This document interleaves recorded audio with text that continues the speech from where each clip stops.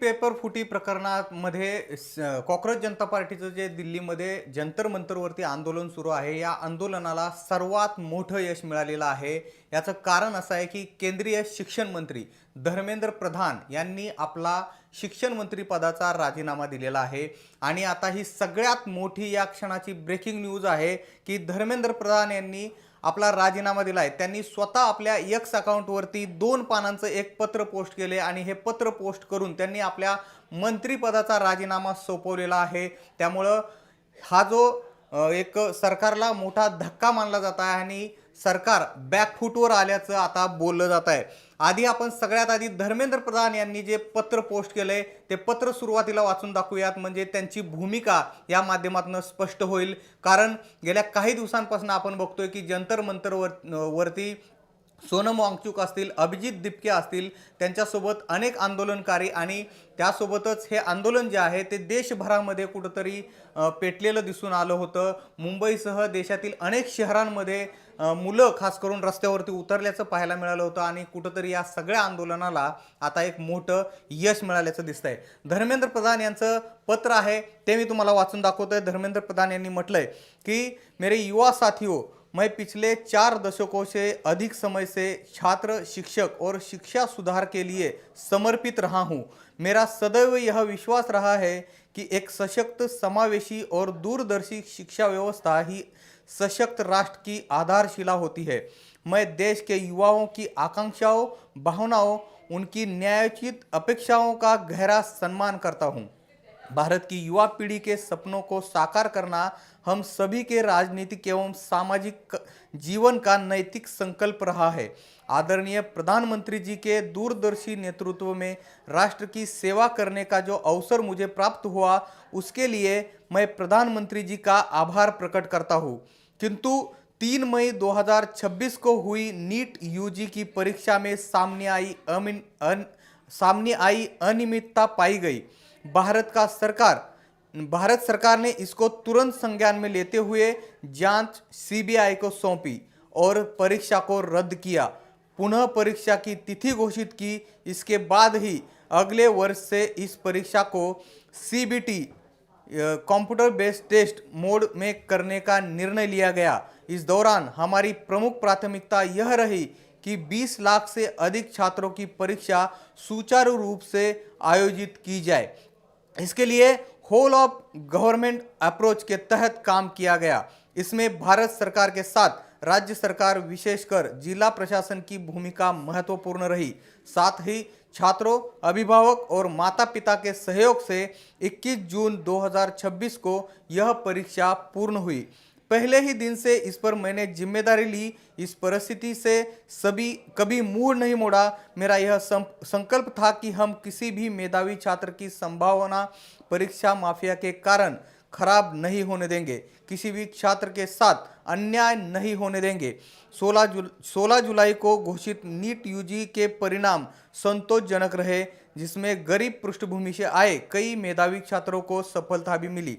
परंतु इस दौरान कई छात्र को गुमराह करने और इसके लिए जिम्मेदार पदों पर बैठे व्यक्तियों ने बाधा डालने की कोशिश की, जिससे मन व्यथित हुआ. मैं सदैव हमारे प्रजातंत्र की शक्ति में अटूट विश्वास रखने वाला रहा हूँ तथा युवाओं की आकांक्षाओं, सपनों और अपेक्षाओं का गहरा सम्मान करता आया हूँ. वे केवल भारत का भविष्य नहीं बल्कि एक नए और विकसित भारत के वाहक, निर्माता और भविष्य के शिल्पकार भी है. पिछले 10 दिनों का घटनाक्रम देखकर मेरा मन दुखी है. यह मेरे लिए व्यक्तिगत प्रतिष्ठा का विषय नहीं है.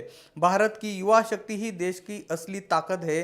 देश की युवा शक्ति को भ्रम और कुचक्र में फंसने नहीं देंगे, यही मेरा संकल्प है. जंतर मंतर पर और देश में जो स्थिति बनी है, इस स्थिति का राष्ट्र विरोधी ताकतें लाभ ना उठाए. देश की एकता बनी रहे. भारत के एक भी विद्यार्थी का भविष्य कानूनी पेचीदगियों में ना उलझे. हमारे बच्चे अपना समय पढ़ाई में लगाए, करियर बनाने पर फोकस करें. इसी बात पर विचार करते हुए मैंने अपना त्याग पत्र माननीय प्रधानमंत्री जी को भेज दिया है. मैं प्रधानमंत्री जी के मार्गदर्शन, विश्वास और निरंतर सहयोग के लिए हार्दिक कृतज्ञता व्यक्त करता हूं और असं म्हणत एकंदरीत हे 2 पानांचं पत्र आहे, जे सविस्तरपणे मी वाचून दाखवलं आणि हे पत्र स्वतः प्रधान यांनी आपल्या एक्स अकाउंटवरती पोस्ट केलेलं आहे आणि त्यांनी स्पष्टपणे सांगितलेलं आहे की मी माझा राजीनामा जो आहे तो पंतप्रधान नरेंद्र मोदी यांच्याकडे सोपवलेला आहे. त्यामुळं ही जी गोष्ट आहे, ही घटना देशामध्ये आता सगळ्यात महत्त्वाची ब्रेकिंग न्यूज मानली जात आहे आणि धर्मेंद्र प्रधान यांचा राजीनामा झालेला आहे. त्यामुळं मागील आपण बघतोय की महिनाभरापासून मंतरवरती हे आंदोलन सुरू आहे आणि धर्मेंद्र प्रधान यांचा राजीनामा घेतल्याशिवाय आम्ही मागे हटणार नाही असा पवित्रा CJPनं घेतला होता. अभिजित दिपके वारंवार याच्यावरती बोलत होते आणि त्यांनी सुद्धा स्पष्ट केलं होतं की आम्ही धर्मेंद्र प्रधान यांचा राजीनामा घेतल्याशिवाय पहिल्या दिवसांपासून त्यांची ही मागणी आहे आणि त्यांनी सांगितलेलं होतं की आम्ही धर्मेंद्र प्रधान यांचा राजीनामा घेतल्याशिवाय मागे हटणार नाही. सोनम वांगचुक हे सुद्धा या आंदोलनामध्ये सहभागी झाले होते. त्यांनी सुद्धा स्पष्ट केलं होतं की धर्मेंद्र प्रधान यांचा राजीनामा झाल्याशिवाय आम्ही मागे बसणार नाहीत. आपण बघतोय की याच मागणीसाठी विरोधक सुद्धा नंतर या आंदोलनामध्ये सहभागी झाले होते. विरोधी पक्षनेते राहुल गांधी असतील किंवा त्यांच्यासोबत महाराष्ट्रामध्ये जर आपण बघितलं तर ठाकरे बंधू असतील किंवा महाराष्ट्रामधले विरोधक असतील, ते सुद्धा रस्त्यावरती उतरल्याचं पाहायला मिळालं होतं. संसदेचं सत्र सुरू झालेलं आहे, अधिवेशन सुरू आहे. अधिवेशनामध्ये सुद्धा कुठल्याही प्रकारचं कामकाज याच मागणीमुळे होऊ शकलेलं नव्हतं. संसद जी आहे ती 5 दिवसांपासून ठप्प असल्याचं आपण बघितलेलं होतं. त्यामुळे तिथं सुद्धा हीच मागणी प्रामुख्याने केली जात होती की धर्मेंद्र प्रधान यांचा राजीनामा झाला पाहिजे. आणि आता अखेर धर्मेंद्र प्रधान यांचा राजीनामा झालेला आहे आणि त्यांनी 2 पानांचा राजीनाम्याचं जे पत्र आहे ते सुद्धा पोस्ट केलेलं आहे आणि त्यांनी आपला राजीनामा पंतप्रधान नरेंद्र मोदी यांच्याकडे दिल्याचं स्पष्टपणे सांगितलेलं आहे. आणि त्यांनी असं सांगितले की विद्यार्थ्यांची दिशाभूल करण्याचा प्रयत्न झालेला आहे आणि जबाबदार पदांवर बसलेल्यांनी बाधा आणली असं सुद्धा प्रधान यांनी आपल्या राजीनाम्याच्या या पत्रामध्ये म्हटलेलं आहे. आणि मागच्या 10 दिवसांमध्ये जे काही सुरू आहे दिल्लीमध्ये आणि देशभरामध्ये, त्यामुळं मी व्यथित झालेलो आहे आणि त्यामुळं मी हा राजीनामा नरेंद्र मोदी यांच्याकडे सोपवलेला आहे असं सुद्धा त्यांनी म्हटलेलं आहे. आपण जर एकंदरीतच या आंदोलनाची मागच्या महिन्याभरातली पार्श्वभूमी बघितली तर बऱ्याच ठिकाणी म्हणजे दिल्ली असेल, पटना असेल, मुंबई असेल, काही ठिकाणी लाठीचार्ज झाला होता. दिल्लीमध्ये सुद्धा लाठीचार्ज झाला होता. त्यामध्ये काही विद्यार्थी आंदोलक जखमी झाले होते. त्यानंतर सुद्धा मोठ्या प्रमाणावरती सरकारवरती टीकेची झोड उठलेली होती. यानंतर नरेंद्र मोदी यांनी स्वतः समोर येऊन पहिल्यांदाच आपल्या सोशल मीडिया अकाउंटवरती या आंदोलनासंदर्भामध्ये भूमिका स्पष्ट केली होती. त्यानंतर मागच्या 2 दिवसांपासून आपण बघतोय की रात्रीच्या वेळेला पंतप्रधान मोदी यांनी 2 व्हिडिओ जे आहेत ते शूट करून आपल्या सोशल मीडिया अकाउंटवरती पोस्ट केले होते. सेल्फी मोडवरती ते व्हिडिओज आपण बघितले तर पहिल्यांदाच असं झालं होतं की आंदोलनं देशभरात आधीही झाली होती, मात्र आंदोलनानंतर पंतप्रधान मोदींनी अशा पद्धतीचे व्हिडिओज कधी पोस्ट केले नव्हते.